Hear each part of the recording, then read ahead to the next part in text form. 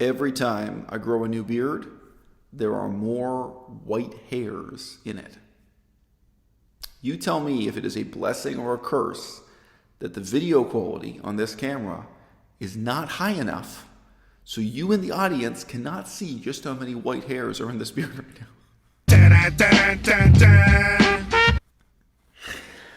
The concept of a global minimum wage is something so obvious, so simple, and so fundamental that would be supported by people on the far left, conservatives, and even people on the far right. Not only out of some kind of idealistic desire to make the world a better place, but in fact out of brutal self-interest. It's an idea whose time has not yet come, but I think it's coming soon. I think we can see the need to articulate this goal of a global minimum wage in the incoherent responses to the breakdown of the neoliberal paradigm that are reflected equally in Bernie Sanders and Donald Trump. Both Bernie Sanders and Donald Trump are populists with an anti-neoliberal agenda. Both Bernie Sanders and Donald Trump vaguely say that they're going to make America great again. If you don't believe me, I mean, Bernie Sanders' book, the 2016 book, Our Revolution, he's promising he's going to make Detroit great again. And this is getting at the same kind of mythology. The lost days of yore when heavy manufacturing industry, the car industry in Detroit was booming. That's what Bernie Sanders is promising he's going to bring America back to. That's the greatness Bernie Sanders wants to revive. Okay. Both Bernie Sanders and Donald Trump have a somewhat incoherent discourse about making America great again.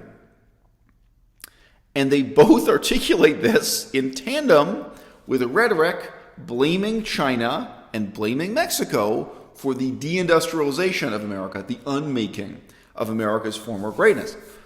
Now, I'm not even saying they're wrong. What I'm saying is they present this rhetoric, which is merely the politics of complaining about a problem.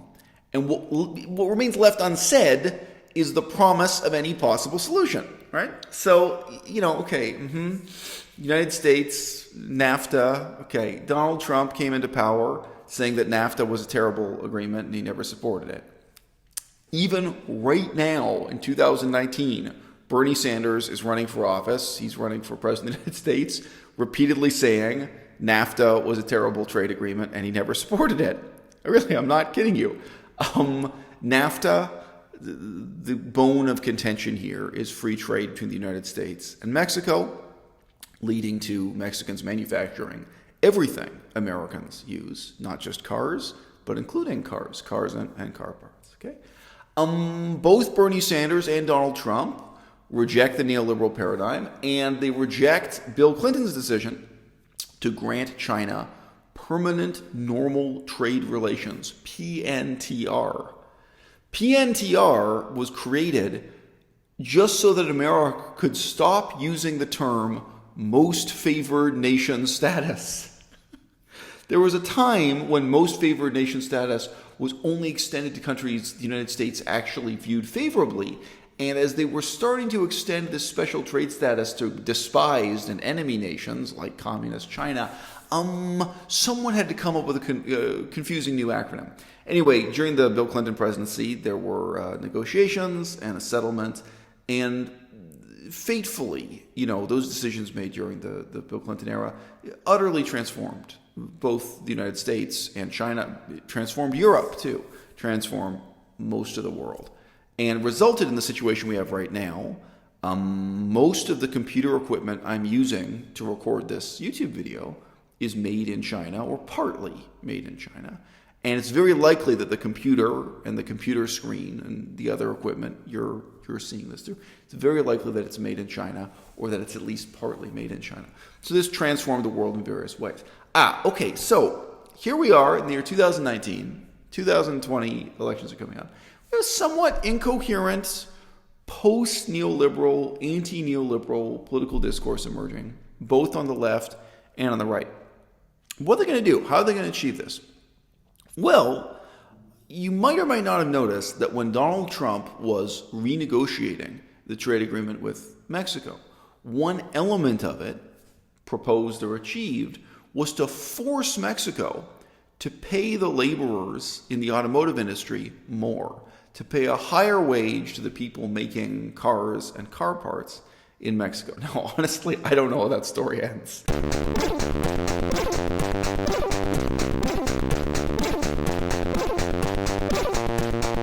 And there, in principle, you already have the first step towards a global minimum wage, and you have a hint at why it would be in the interests of the wealthy and not just the poor to bring about this change. Okay? If any of you are old enough to remember, there was a time when the United States of America responded to the unwanted competition of Japanese car manufacturers, Mitsubishi, Toyota, so on and so forth, with panic. And it's very strange because the discourse I remember, believe me, I've read formal articles about this, I've read book chapters about it, and part of my university education, not just part of my childhood experience. It seemed like every possible explanation for the Japanese superiority in manufacturing cars was invoked, except the inequality in wages, right? It's like, of course the exchange rates were blamed, like the exchange rate between Japanese yen and the US dollar.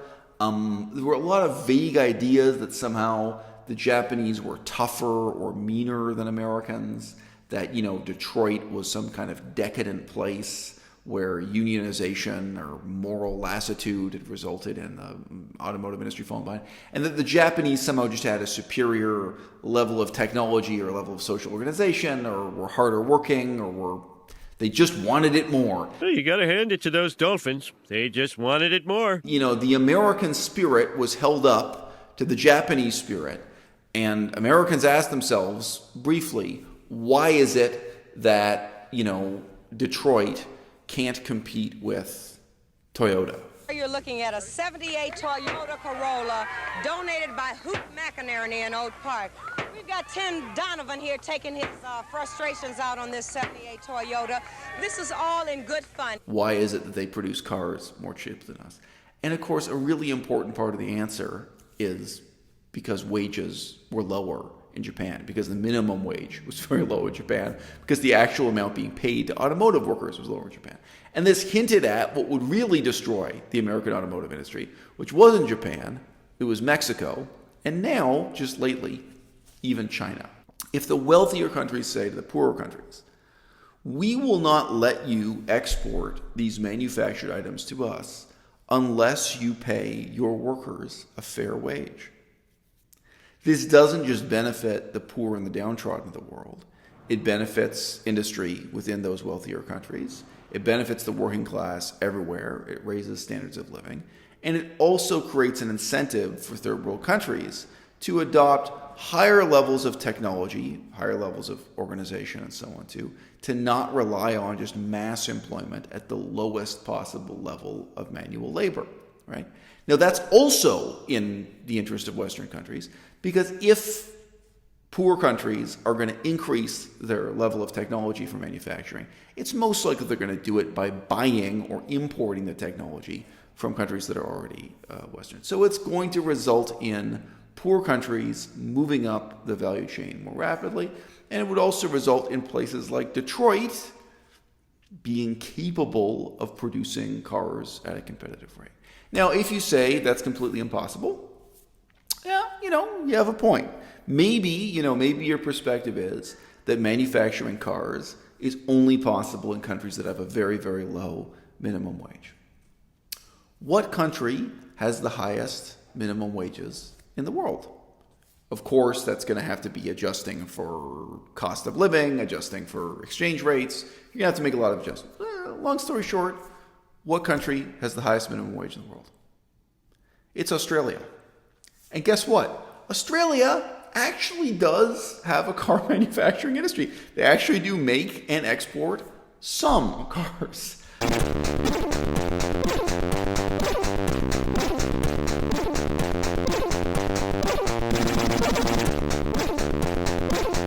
Australia is actually a really interesting case study if you want to see what happens, the good and the bad of it, when you have higher minimum wages. Nobody right now is really asking what the knock-on effects would be of Bernie Sanders' increase to the American minimum wage if it's carried out in isolation. Nobody wants to really think through the impact on Louisiana, on second-string cities throughout the United States, on rural areas, if suddenly there's a $15 minimum wage in the poorer parts within the United States, as well as a $15 minimum wage in big cities like Seattle and Los Angeles. There are some really, really serious dislocations, some really serious disadvantages that are going to ensue that are worth thinking through. Now, by the way, I do support increasing the minimum wage in the United States. I'm just warning, there is no such thing as a free lunch in economics. There's no policy that's 100% advantageous and 0% disadvantageous. But the other thing that's going to happen, if you think about it internationally, increasing the minimum wage in America is also increasing the gap that separates the cost of manufacturing in America from the cost of manufacturing in Mexico, or the cost of manufacturing in China, or any other poor country where things now are manufactured. So precisely the evil that Bernie Sanders is ranting against endlessly. I've both read his book and I've listened to a lot of his lectures now. Bernie Sanders is always talking about the evils of neoliberalism and jobs moving overseas. Well, guess what, Bernie? If you get your dream and you pass a $15 an hour minimum wage in the United States, you will accelerate and exacerbate the fleeing of manufacturing jobs out of the United States to countries that have lower wages, including Mexico right next door. Now, what would be the way to counteract that? Donald Trump has had some really vague and self-contradictory rhetoric about that, about what he allegedly will do to just kind of bully companies into staying in the United States. Bernie Sanders also has some very incoherent rhetoric, which he's basically just blaming and angry at companies for moving jobs offshore. I think he suggests changes to the tax code or something to disincentivize these things.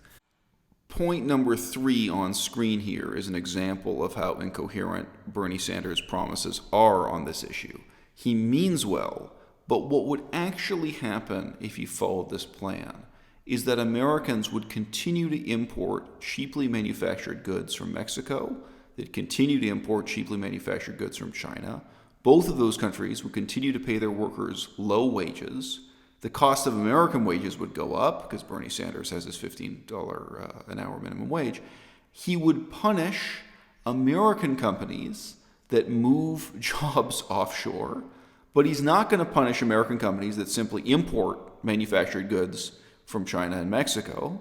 And also, what if it's a French company that owns a factory in Vietnam? What if it's a Canadian company that owns a factory in China? What if it's a German company that owns a factory in Mexico? All of those will continue exporting to the United States. So all it's doing is excluding American companies uniquely from participating in this part of neoliberal competition. This would be a disaster. It works as rhetoric to get yourself elected, but you do not need a degree in economics to see that this is deeply incoherent. The thing you can do is you can say to Mexico, look, if you want to be able to export your goods here to the United States of America, you have to pay your workers $12 an hour, something like this, which for Mexico might be a huge increase. And you could say the same to Japan, and you could say the same to China, and you could say the same to Vietnam and Malaysia, to all these different countries you're trading partners with. You could say, look, if you are not paying your workers a decent salary, why should we accept manufactured goods from your country? And in a sense, you can make this sting a little more by saying that you will accept raw materials, but you'll create this incentive to say, look, if what you want to send us are finished products or manufactured goods, then you have to meet our standards for what is a decent wage, what is a decent minimum wage for your workers. It's not a right to export goods into the United States. It's a privilege, and we're only going to grant those privileges to countries that treat their workers decently. It's really extending the same principle whereby many countries in the past refused to trade with or accept goods from countries that had slavery. It's just that instead of it being slavery you're objecting to, it's people being paid $2 an hour or $5 an hour instead of $12 an hour. But the other thing is, it's ultimately, transparently, completely self-serving. It's the ultimate form of protectionism, because it's also saying, hey, look, if you want to manufacture cars, that's great. You can manufacture cars and you can export them to the United States, you can export them to Europe. But if we're going to compete to see who really makes the best car, then all of us are going to pay our workers $12 an hour, $15 an hour, whatever it is. We all have to pay our workers the same minimum wage, because otherwise we're not really competing for who makes a better car. We're just competing for who can pay their workers less. Global minimum wage is a policy that would be supported by the left. It would be supported by conservatives on the right. It would be supported by the vast majority of everyone because it's in everyone's interest, and it actually avoids the social dislocations and disadvantages to just having a minimum wage within one country, which is what Bernie Sanders is right now proposing. However, at this moment, it's a political idea that is being propounded and supported by absolutely no one.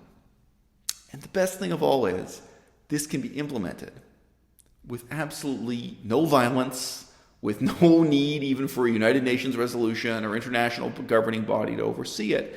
It can be implemented country by country just by signing agreements, trade pacts, where you say, look, if you want to export to our country, this is the standard you need to meet.